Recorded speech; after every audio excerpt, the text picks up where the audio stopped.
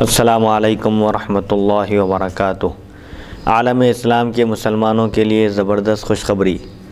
شہر حیدرآباد کی مشہور و معروف دینی اقامتی ہمہ وقتی درسگاہ جامعہ انواریہ کے زیر اہتمام قرآن مجید کی تفسیر کے علاوہ احادیث شریفہ و فقہ کی مشہور و معروف معتبر و مستند صحاح ستہ کو ملا کر جملہ 25 کتابوں کی ویڈیو ریکارڈنگ کا سلسلہ شروع ہو چکا ہے۔ اسی کی ایک سنہری کڑی جامع ترمذی شریف کا درس بھی ہے جو الحمدللہ جاری و ساری ہے۔ بیات شیخ المشائخ حضرت سید محمد عبد القدیر الحسینی المعروف نورانی پاشا رحمۃ اللہ علیہ، بانی و فاؤنڈر جامعہ انواریہ و باب العلم انواریہ ایجوکیشنل سوسائٹی حیدرآباد۔ سب سے پہلے عربی عبارت پڑھی جائے گی، اس کا ترجمہ کیا جائے گا اور تشریح بیان کی جائے گی تاکہ احادیث شریفہ کا منشا اور مقصد سمجھنے میں آسانی ہو اور ہم آسانی کے ساتھ شرعی احکام پر عمل پیرا ہو سکیں۔ اللہ تعالیٰ سے دعا ہے کہ وہ ہم کو سننے اور سنانے سے زیادہ احکام شریعت پر عمل کرنے کی توفیق عطا فرمائے، آمین۔ ابواب الاستئذان کی غالباً یہ 4تھی نشست ہے۔ آج حدیث نمبر 2867 سے ہم آغاز کر رہے ہیں۔ بسم اللہ الرحمن الرحیم۔ باب ما جاء فی تقلیم الاظفار۔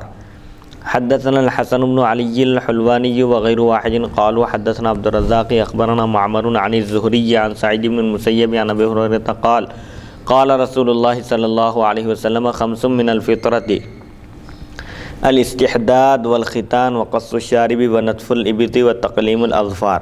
ھذا حدیث حسن صحیح۔ یہ بیان ہے اس حکم کا جو ناخن کاٹنے کے بارے میں آیا ہے۔ حضرت ابو ہریرہ رضی اللہ عنہ سے روایت ہے، رسول اکرم صلی اللہ علیہ وسلم نے ارشاد فرمایا 5 باتیں فطرت میں سے ہیں، انسان کی فطرت میں داخل ہیں۔ 5 باتیں نیچرلی ہیں۔ سب سے پہلے استرا لینا یعنی زیر ناف بالوں کو مونڈنا کاٹنا، دوسری چیز ختنہ کرنا، تیسری چیز مونچھیں کٹوانا کم کرنا، چوتھی چیز بغل کے بالوں کو صاف کرنا، اور 5ویں چیز ہے تقلیم الاظفار یعنی ناخن کاٹنا۔ اسلام صاف ستھرائی کا مذہب ہے، نظافت اور نفاست پاکیزگی کا حکم دیتا ہے اپنے ماننے والوں کو، اور ہر فیلڈ میں ہر شعبے میں زندگی کے اسلام رہنمائی کرنے والا ہے اور وہ انسان کو مہذب بنانا چاہتا ہے، صاف ستھرا دیکھنا چاہتا ہے اور اس کی تعلیم دیتا ہے۔ بہرحال یہ چیزیں بھی فطرت میں داخل ہیں کہ انسان اپنے جسم کی بھی طرف توجہ کرے، اور اللہ تعالیٰ نے اس کو جو فی احسن تقویم فرمایا، انسان کو سب سے بہترین سانچے میں ڈھالا ہے، اس لیے اپنے آپ کو وہ مینٹین کر کے رکھے، بن سنور کر رہے، یعنی جن چیزوں کی پاکیزگی کا اہتمام کرنا ہے ان کی پاکیزگی کا اہتمام کرے، جیسے ناخن کاٹنا ہے اور کنگھی وغیرہ کرنا ہے، تیل لگانا ہے، ایسی چیزوں کی طرف بھی توجہ کرے، مونچھ کم کرنا ہے۔ یہ سب چیزیں فطرت میں داخل ہیں، انسان شروع ہی سے ان چیزوں کو اپناتے ہوئے آ رہا ہے۔ حدیث نمبر 2868۔ حدثنا قتیبۃ وحناد قال حدثنا وکیع عن زکریا بن ابی زائدۃ عن مصعب بن شیبۃ عن طلق بن حبیب عن عبد اللہ بن الزبیر عن عائشۃ ان النبی صلی اللہ علیہ وسلم قال 10 من الفطرۃ قص الشارب واعفاء اللحیۃ والسواک والاستنشاق وقص الاظفار وغسل البراجم ونتف الابط وحلق العانۃ وانتقاض الماء۔ قال زکریا قال مصعب ونسیت العاشرۃ الا ان تكون المضمضۃ۔ وفي الباب عن عمار بن یاسر وابن عمر وهذا حدیث حسن۔ وقال ابو عیسیٰ وانتقاص الماء هو الاستنجاء بالماء۔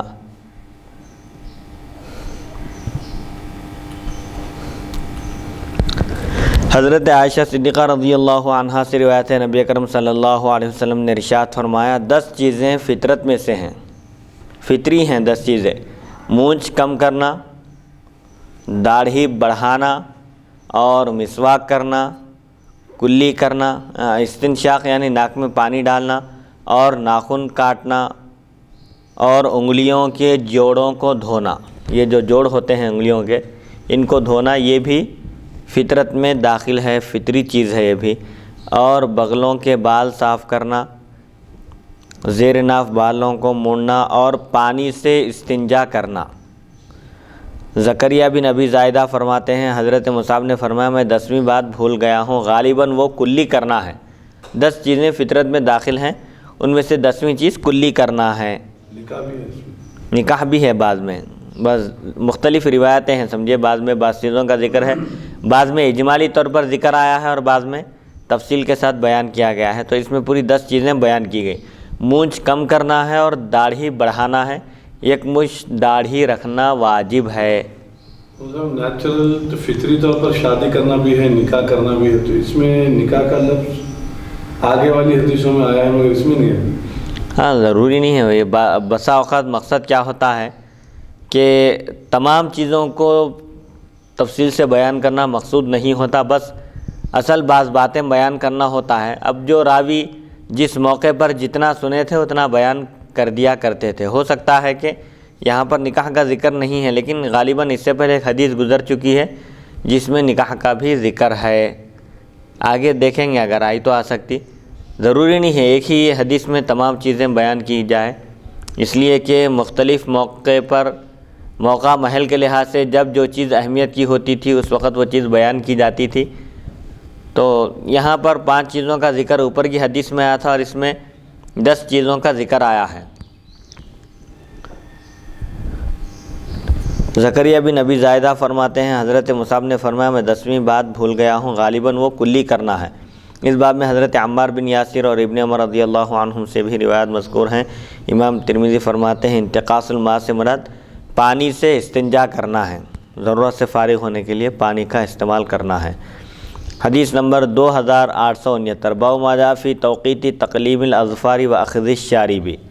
حدثنا اسحاق بن منصور حدثنا عبد الصمد حدثنا صدقة بن موسى ابو محمد صاحب الدقیق حدثنا ابو عمران الجونی عن انس بن مالک عن النبی صلی اللہ علیہ وسلم انه وقت لهم في كل 40 ليلة تقلیم الاظفار و اخذ الشارب و حلق العانة۔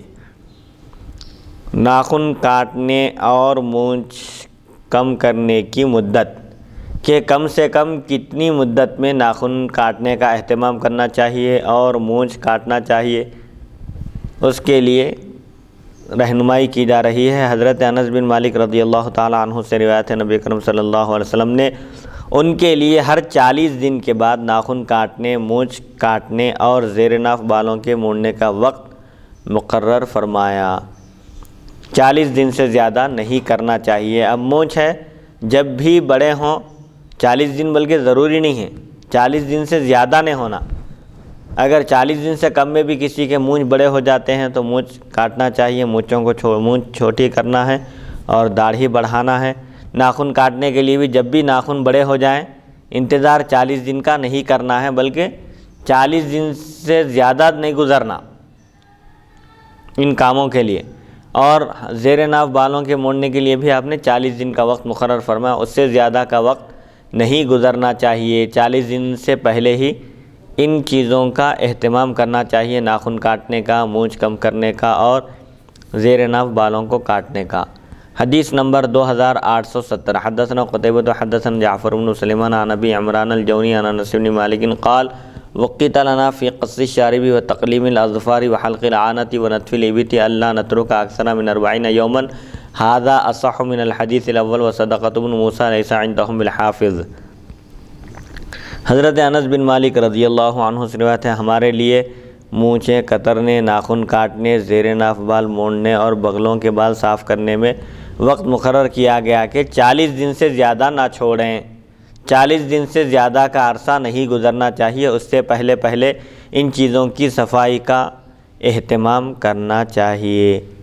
حدیث نمبر 2871 باب ما جاء فی قص الشارب حدثنا محمد بن عمر بن الولید الکوفی الکندی حدثنا یحیی بن آدم عن اسرائیل عن سماک عن عکرمۃ عن ابن عباس قال کان النبی صلی اللہ علیہ وسلم یقص او یأخذ من شاربه قال وکان خلیل الرحمن ابراہیم یفعلہ ھذا حدیث حسن غریب۔ مونچھیں کم کرنا ہے، مونچھ بالکل کٹ نہیں کرنا ہے پورے۔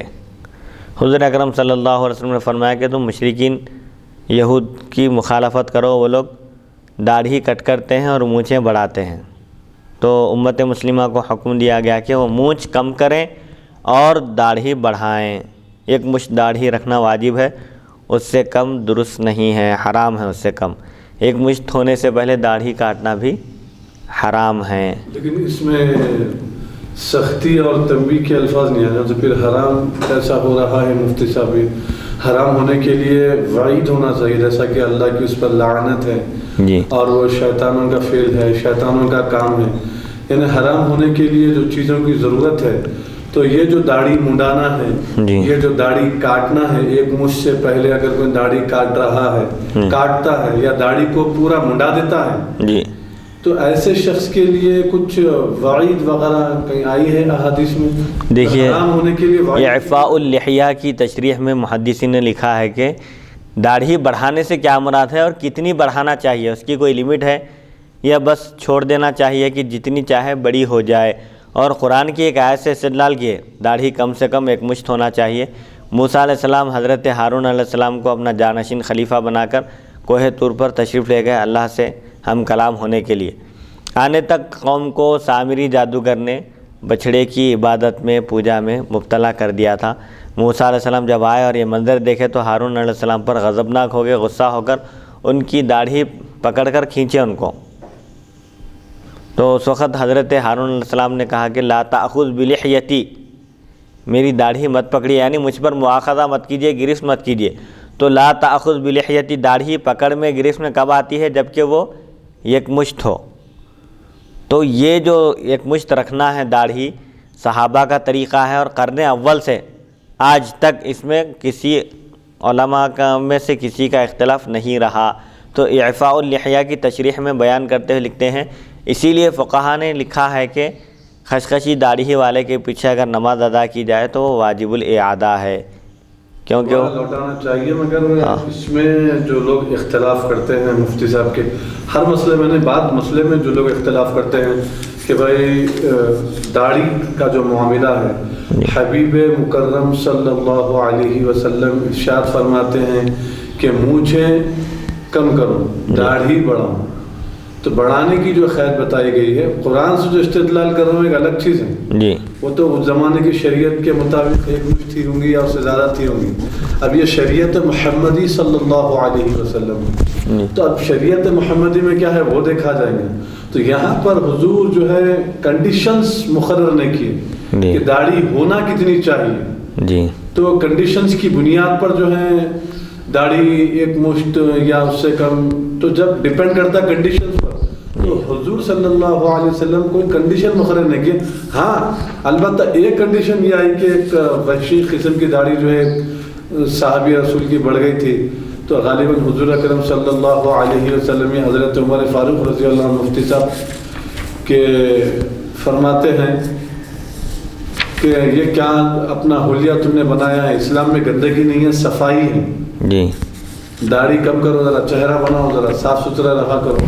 جی تو دیکھیے اور ایک بات یہ ہے کہ سابقہ شریعت میں جو احکام نازل کیے گئے تھے، قرآن میں وہ احکام بیان کرنے کے بعد خاموشی اختیار کی گئی، تو اس کا مطلب یہ ہوا کہ یہ امت بھی ان احکام کو اختیار کر سکتی ہے جب تک کہ اس سے منع نہ کیا جائے. یہ بھی ایک قاعدہ ہے اصول فقہ کا کہ سابقہ شریعت کے احکام بیان کرنے کے بعد اگر اس سے روکا نہ جائے تو اس کا مطلب یہ ہے کہ امت اس پر عمل کر سکتی ہے، عمل کرنے کا اختیار رکھتی ہے. امت عمل کر سکتی ہے، جی اختیار رکھتی ہے، لیکن عمل کرنا ضروری ہے، واجب ہے، فرض ہے، یہ تو نہیں کہا گیا نا مفتی صاحب اس میں. دیکھیے ہر چیز کے لیے قرآن میں واضح ہدایت ہونا ضروری نہیں ہے. قرآن میں صرف قواعد اور اصول بیان کیے گئے ہیں. ان اصول کی روشنی میں، قواعد کی روشنی میں فقہا یہ مسائل مستنبط کرتے ہیں. ورنہ ہر چیز کا ذکر قرآن میں ہو تو قرآن میں اب جیسے محرمات کا ذکر ہے، قرآن کا قاعدہ یہ ہے اور حکمت اور دانش مندی کا تقاضا بھی یہی ہے کہ جن چیزوں سے بچنا ہے وہ بتا دی جاتی ہیں. اسی لیے نکاح میں جو رشتے حرام ہیں ان کا ذکر ہے. اب حلال کون سے رشتے ہیں؟ ہزاروں کی تعداد میں حلال، تو ہزاروں کی تعداد میں بیان کرتے نہیں بڑھتے، بلکہ جن چیزوں سے بچنا ہے وہ چیزیں بتا دیے. ان چیزوں کے علاوہ جو بھی ہے وہ حلال ہے. رشتوں کے بارے میں بھی ایسا ہے، 14 رشتے بتا دیے گئے، یہ 14 رشتے حرام ہیں. اب ان 14 رشتوں کو چھوڑ کر کون سا بھی رشتہ ہو وہ حلال ہے، جائز ہے ان سے نکاح کرنا. تو مفتی صاحب کم سے کم احادیث میں تو ہونا چاہیے. احادیث میں بھی ہے بھائی، میرے علم میں مطالعے میں نہیں ہے، انشاءاللہ کسی موقع پر اس کو بیان کیا جائے گا. مفتی محمد عظیم الدین صاحب جامعہ نظامیہ کے جو ہمارے صدر مفتی ہیں، جی میں سنا کہ مفتی محمد عظیم الدین صاحب اس پر کافی زبردست جو ہے دلائل پیش کیے ہیں جی اور پوری باقاعدہ کتاب بھی لکھے ہیں اس میں. تو مختصر یہ ہے کہ بھائی فقہا جب بولے ہیں تو ان کے تمام دلائل کو پیش نظر رکھتے ہوئے ہی تو بولے ہوں گے نا. جی. تو وہی بہرحال اس میں علماء کے رسائل بھی ہیں، خاص طور پر داڑھی کے بارے میں، کہ یہود و نصارہ سے مشابہت، انگریزوں سے مشابہت نہیں ہونا ہے. وہ لوگ داڑھی کاٹتے ہیں تو مسلمانوں کو چاہیے کہ وہ ان کی مخالفت کریں. اور رسول اکرم صلی اللہ علیہ وسلم بھی داڑھی رکھے تھے، صحابہ بھی، اور قرن اول سے حال تک بھی مسلمان جو عام طور پر جاہل ہوتے تھے، دینی تعلیم سے وابستہ نہیں ہوتے تھے، لیکن وہ لوگ بھی شرعی داڑھی رکھتے تھے یکمشت. تو اب اس میں کسی کا اختلاف نہیں رہا شروع سے.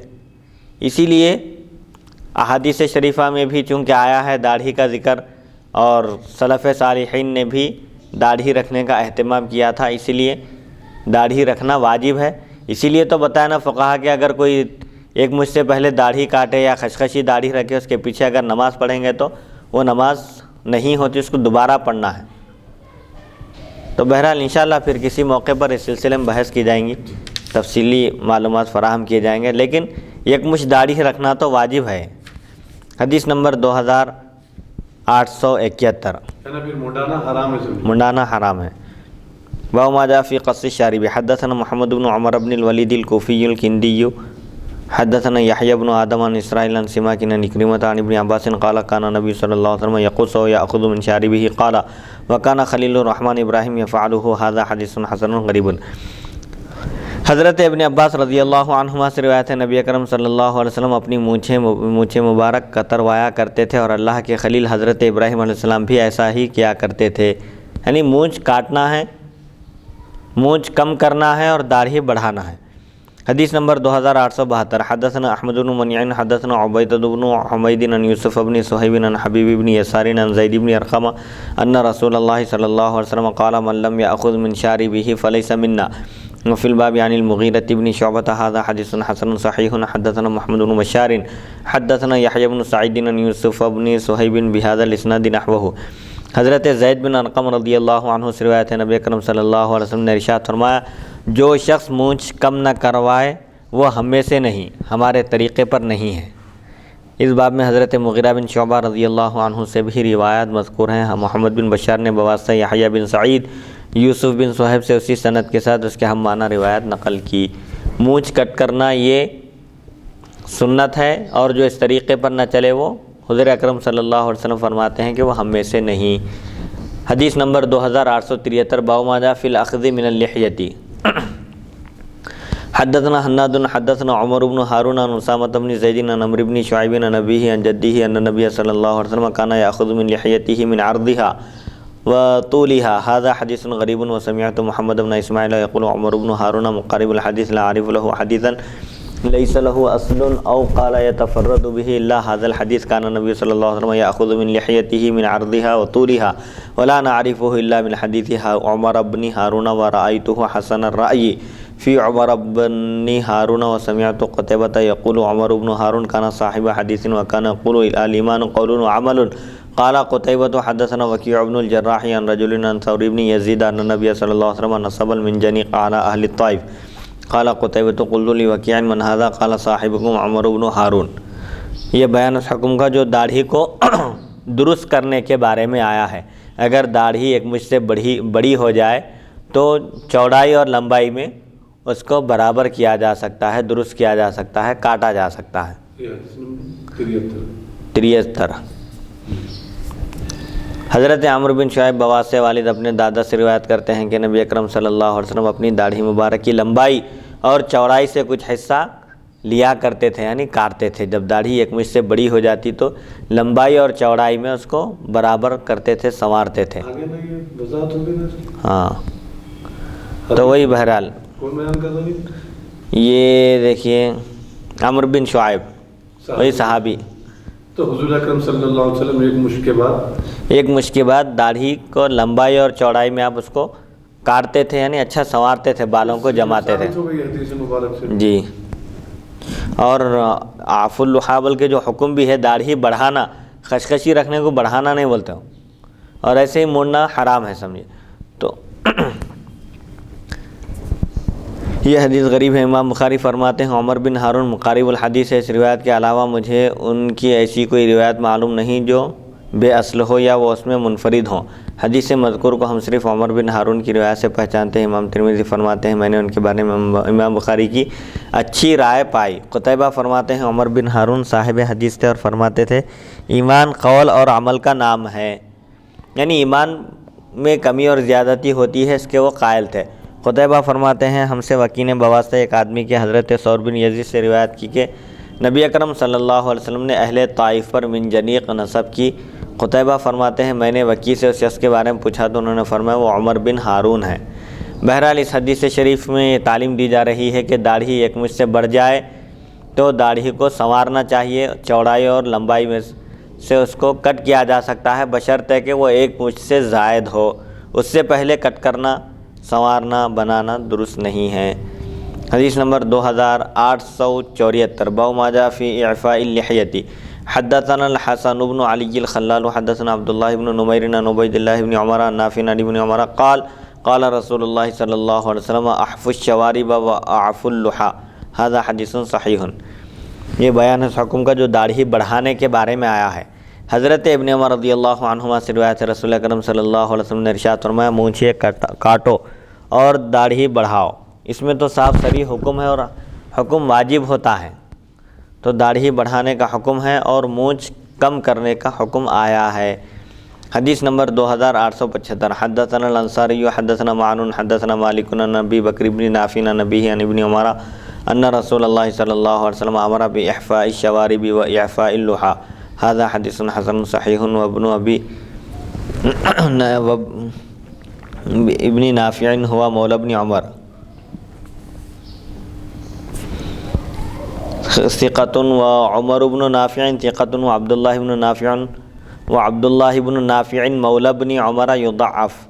حضرت ابن عمر رضی اللہ عنہ سے روایت ہے نبی کرم صلی اللہ علیہ وسلم نے مونچھ کم کرنے اور داڑھی بڑھانے کا حکم ارشاد فرمایا. یہ حدیث حسن صحیح ہے. ابو بکر بن نافع ابن عمر کے غلام ہیں اور ثقہ ہیں. عمر بن نافع بھی ثقہ ہیں اور حضرت ابن عمر کے غلام عبداللہ بن نافع حدیث میں ضعیف ہیں. حدیث نمبر 2876. یہ بہرحال ان تمام احادیث کا خلاصہ یہی ہے کہ مونچھ کم کرنا اور داڑھی بڑھانا یہ فطرت میں داخل ہے. انسان کو ان اعمال کو اختیار کرنا چاہیے جو ہدایتیں دی جا رہی ہے اور نظافت نفاست کا جو حکم دیا جا رہا ہے اس پر عمل کر کے دین دنیا اور آخرت کی سعادت مندیوں سے بہرور ہونا چاہیے. حدیث نمبر 2876 باب ما جاء فی وضع احدى الرجلین علی الاخرى مستلقیا. حدثنا سعید بن عبد الرحمن المخزومی وغیر واحد قالوا حدثنا سفیان عن الزہری عن عباد بن تمیم عن ابیہ انہ رأى النبی صلی اللہ علیہ وسلم مستلقیا فی المسجد واضعا احدى رجلیہ علی الاخرى. هذا حدیث حسن صحیح وعم عباد بن تمیم هو عبداللہ بن زید بن عاصم المازنی. چت لیٹ کر پاؤں ایک پیر پر دوسرا پیر رکھنے کا بیان. چت لیٹے ہیں تو پیر پر پیر رکھ کر لیٹ سکتے ہیں، سو سکتے ہیں یا نہیں، حدیث شریف میں اس کا بیان ہے. حضرت عباد بن تمیم سے چچا سے روایت کرتے ہیں اس حدیث کو. انہوں نے نبی اکرم صلی اللہ علیہ وسلم کو مسجد میں چت لیٹے ہوئے دیکھا، آپ نے ایک پیر دوسرے پیر پر رکھا تھا. یہ حدیث حسن صحیح ہے. عباد بن تمیم کے چچا عبداللہ بن زید عاصم مازنی ہیں رضی اللہ تعالیٰ عنہما. اب اس کے بعد جو روایت آ رہی ہے کہ چت لیٹ کر ایک پیر پر دوسرے پیر کو رکھ کر سونا منع ہے، اس کی وجہ کیا ہے؟ اس میں حکمت یہ بتائی گئی ہے کہ اگر کوئی شخص تہبند پہنا ہوا ہے، لنگی باندھا ہوا ہے اور پیر پر پیر رکھ کر لیٹے تو ہو سکتا ہے کہ اس کا سطر ظاہر ہو جائے، اسی لیے منع کیا گیا، اور جہاں یہ خطرہ نہ ہو وہاں پر اجازت ہے. باب ما جاء فی کراہیت فی ذالک. حدیث نمبر 2877 حدثنا عبید بن اسبات بن محمد القرشی حدثنا ابی حدثنا سلیمان التیمی عن خداش عن ابی الزبیر عن جابر ان رسول اللہ صلی اللہ علیہ وسلم نہا عن اشتمال الصماء والاحتباء فی ثوب واحد وان يرفع الرجل احدى رجليه على الأخرى وهو مستلق على ظهره. هذا حديث رواه غير واحد عن سليمان التيمي ولا نعرف خداشا هذا من هو وقد روى له سليمان التيمي غير حديث. چت لیٹ کر پیر پر پیر رکھنے کی ممانعت. اوپر اجازت کا ذکر ہے کہ حضور اکرم صلی اللہ علیہ وسلم مسجد میں لیٹے ہوئے تھے، چت لیٹے ہوئے تھے، پیر پر پیر رکھ کر آپ آرام فرما رہے تھے. اب یہ دوسری روایت میں اس کی کراہیت کا ذکر آ رہا ہے کہ اس طرح لیٹ کر پیر پر پیر رکھنا منع ہے. کیوں؟ کب ہے؟ جب کہ ستر عورت ظاہر ہونے کا اندیشہ ہو ایسا لیٹنے کی صورت میں. تو جہاں جسم کا وہ حصہ جو چھپانے کا حکم ہے وہ نظر آنے کا خطرہ ہو تو وہاں پر نہیں لیٹنا ہے، پیر پر پیر نہیں رکھنا ہے وہاں پر. حضرت جابر رضی اللہ عنہ سے روایت ہے نبی اکرم صلی اللہ علیہ وسلم نے چادر وغیرہ بالکل لپیٹ لینے سے یعنی اعضاء باہر نہ نکل سکیں، ایسا بالکل احتبا جس کو کہتے ہیں کہ ایک چادر کو لے کر آدمی اجتماع سما یعنی چادر کو لے کر اپنے آپ کو اس طرح لپیٹ لیا کہ کوئی عضو اس کا باہر اب نہیں نکل سکتا، ہاتھ پیر سب پورے بندھے ہوئے. اس طرح چادر لپیٹنے سے آپ نے منع فرمایا. پنڈلیوں کو رانوں سے ملا کر باندھنے، اچھا بالکل لپیٹ لینے یعنی پنڈلیوں کو رانوں سے ملا کر باندھنے اور چت لیٹ کر پاؤں پر پاؤں رکھنے سے منع فرمایا. اس حدیث کو کئی لوگوں نے سلیمان تیمی سے روایت کیا. ہم اس خداش یعنی راوی جو ہیں خداش کو نہیں پہچانتے، وہ کون ہیں؟ سلیمان نے ان کے علاوہ اور روایات بھی ان سے لی ہیں. تو اس حدیث شریف میں تین باتوں سے منع کیا گیا. چادر لپیٹنے سے اس طور پر کہ پورا جسم اس کا باندھ دیا جائے چادر کے ذریعے، ہاتھ بھی باہر نہیں نکل سکتے ہیں، ایسا اس طرح چادر ٹائٹ لپیٹ لینا منع ہے. اور دوسرا احتبا کس کو کہتے ہیں؟ پنڈلیوں کو رانوں سے ملا کر بیٹھنے سے، ایسا بالکل جیسا لوگ کبھی بیٹھتے ہیں دیکھیے ایسا، اس طرح بیٹھنے سے منع کیا گیا احتبا سے بھی. اور چت لیٹ کر پیر پر پیر رکھنے سے منع کیا گیا ہے.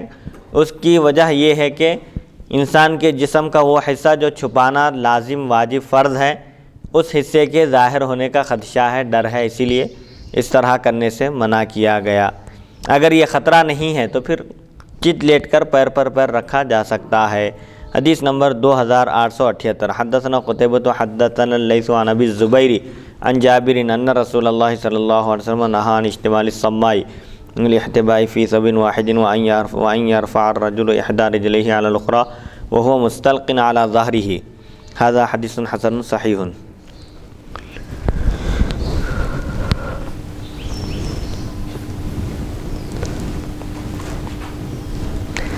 حضرت جابر رضی اللہ عنہ سے روایت ہے نبی اکرم صلی اللہ علیہ وسلم نے فرمایا چادر وغیرہ بالکل لپیٹ لینے کہ اعضاء بالکل باہر نہ نکل سکیں، پنڈلیوں کو رانوں سے ملا کر باندھنے اور چت لیٹ کر پیر پر پیر رکھنے سے منع فرمایا. یہ حدیث حسن صحیح ہے. چادر وغیرہ کو بالکل لپیٹ لینے سے کیوں منع کیا گیا؟ اس کی حکمت، اس کی وجہ یہ ہے کہ ضرورت کے وقت بھی انسان ہاتھ باہر نہیں نکال سکتا، دشوار ہو جاتا ہے. حالانکہ کبھی اس کو کسی چیز کے حاصل کرنے کے لیے جلدی کرنا ہوتا ہے، ویسے وقت وہ ہاتھ باہر نہیں نکال سکتا. اور پنڈلیوں کو رانوں سے ملا کر بیٹھنے میں سے کیوں منع کیا گیا؟ احتبا سے. اس میں بھی ستر عورت کا خدشہ ہے، اندیشہ ہے ستر کے کھل جانے کا، اس لیے آپ نے احتبا سے بھی منع فرمایا. حدیث نمبر 2879.